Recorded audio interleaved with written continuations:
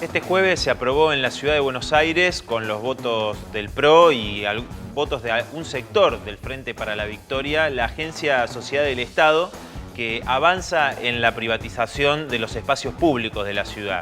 Esto no es algo nuevo, sino que ya se viene desarrollando en la ciudad de Buenos Aires como una política principal del PRO, favoreciendo a los negocios inmobiliarios, a la especulación inmobiliaria. Así que vamos a tener este informe especial.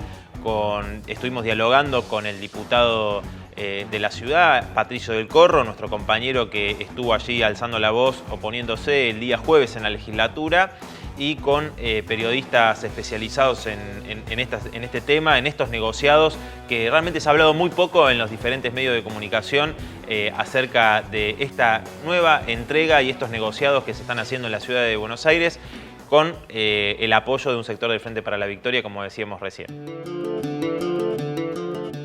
Si hubiera que definir la gestión PRO en la ciudad, podemos decir que su política es la de privatización de los espacios públicos para los negocios de algunos empresarios.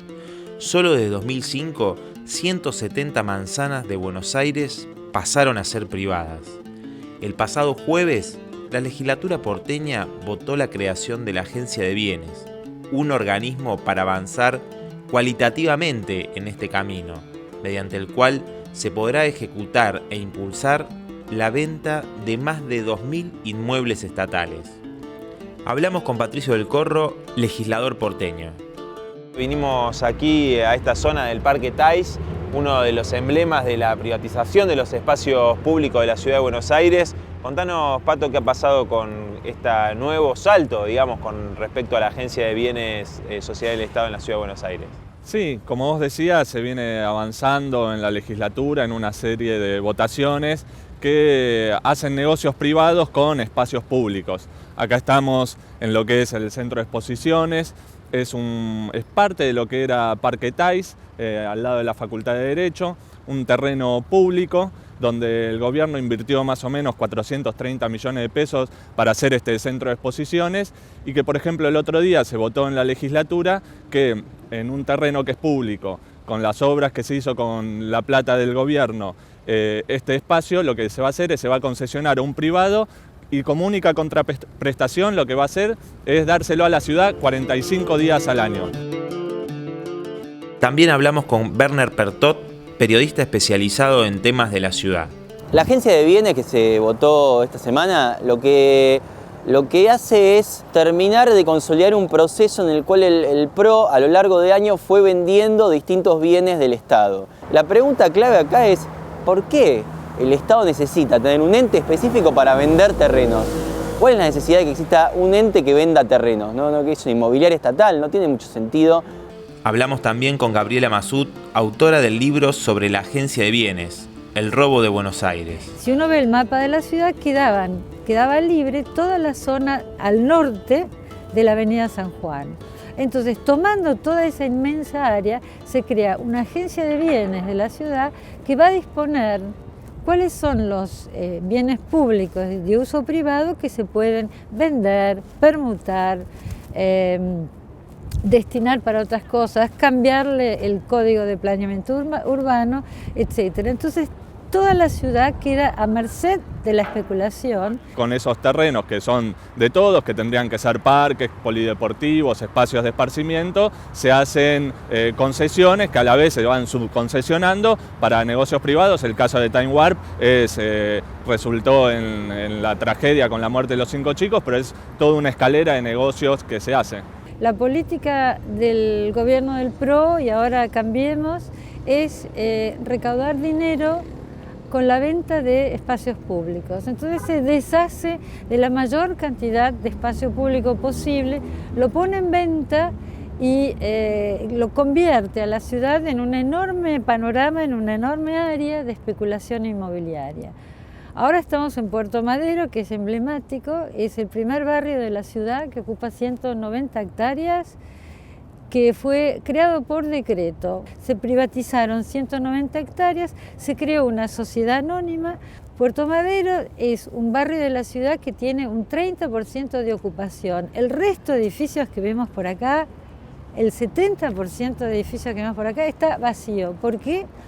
porque el sobrante de dinero que antes se ponía a plazo fijo o se ponía en fondos de inversión declarados o no, ahora no rinden lo que rendían antes, que era más o menos un 4, 5, 6, 7%, sino que se invierte nada más que en ladrillo. Entonces tenemos este barrio que es como un country en medio de la ciudad, que no está para todos los habitantes, sino para algunos pocos inversores inmobiliarios que construyen, para otros políticos enriquecidos y para lavar dinero, porque es una zona como resguardada por la policía, por gendarmería. Los terrenos de Casa Amarilla son otro ejemplo. Allí tenían que construirse 4.000 viviendas sociales. Sin embargo, solo se hizo el 10% y el resto de los terrenos se los vendieron al Club Boca Juniors con créditos del Banco Ciudad. Hubo una causa judicial donde un juez, que es Andrés Gallardo, intentó que el gobierno de la ciudad cumpliera con esa ley y construyera finalmente las viviendas sociales. El gobierno se negó de todas las formas posibles, incluso aparecieron algunos documentos donde se veía que el Instituto de la Vivienda de la Ciudad, o sea el IBC, le reconocía a Boca Juniors que pese a que existía una ley que decía que había que reconstruir viviendas sociales, ellos se la podían llegar a vender a Boca Juniors, que era lo que quería Macri cuando era presidente de Boca, ¿sí? Y finalmente esto terminó con una decisión del macrismo que fue construir el 10% de todas las viviendas que se iban a construir en estos terrenos. O sea, en vez de construir en todos los terrenos, se construyó una pequeña parte, se construyeron, creo que eran 4.000 viviendas y se construyeron unas 400, digamos, ¿no? O sea, se construyó una parte muy menor de lo que la ley estipulaba originalmente, y el resto de los terrenos quedaron disponibles para no se sabía muy bien qué. Y finalmente, este año fueron vendidos a Boca Juniors los terrenos que tenían que haber sido destinados a viviendas sociales. O sea, tenemos un proceso donde se vota una ley para solucionar el problema habitacional y en lugar de eso,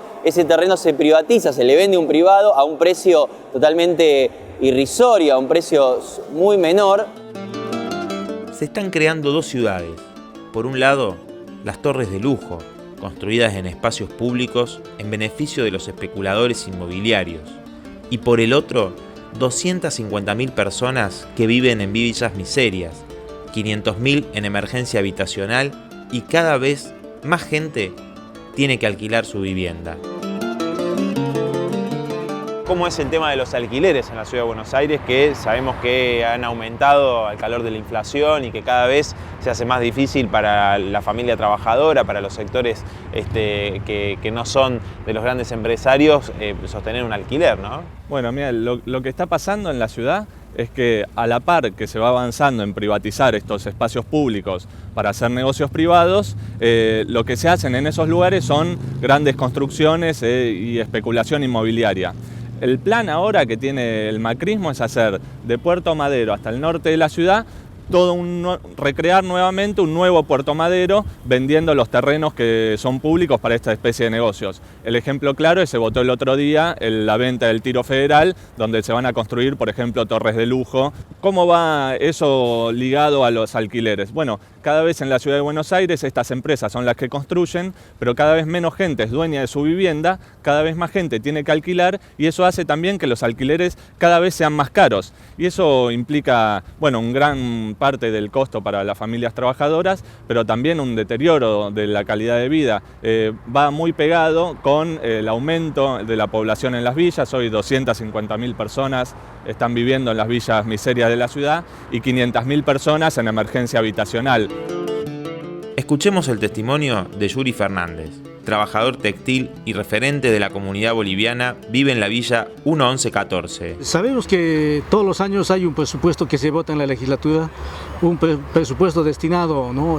Justamente al mantenimiento y a cubrir las necesidades de las villas. Pero realmente creemos que estos fondos no llegan, ¿no?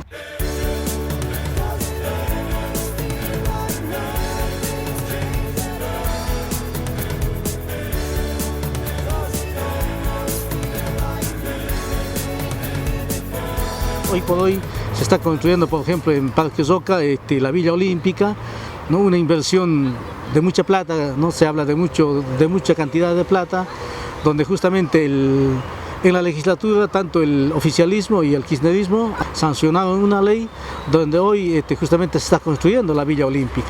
Entonces casos así concretamente existen muchos, no solamente acá en el Valle, sino que vemos en Lugano pasó lo mismo. En vez de construirse viviendas, se están construyendo canchas de tenis, hay en el Golf Club de Lugano. Y así, ¿viste? Entonces son cosas, son políticas de este Estado, de estos gobiernos que se manejan de esa forma. La sede que se construirá para los Juegos Olímpicos es un ejemplo ilustrativo de cuáles son las prioridades para el gobierno del PRO. Cambiemos votó el endeudamiento por 160 millones de dólares para levantar la Villa Olímpica, que estará ubicada muy cerquita, a pocos metros de la Villa 20. Un presupuesto millonario para un evento deportivo que durará 2 semanas, mientras que los programas de urbanización de villas se encuentran desfinanciados y solo se ejecutan algunos pocos de emergencia. Y la política en general hacia la zona sur del macrismo es una política de encarecer el terreno, ¿sí?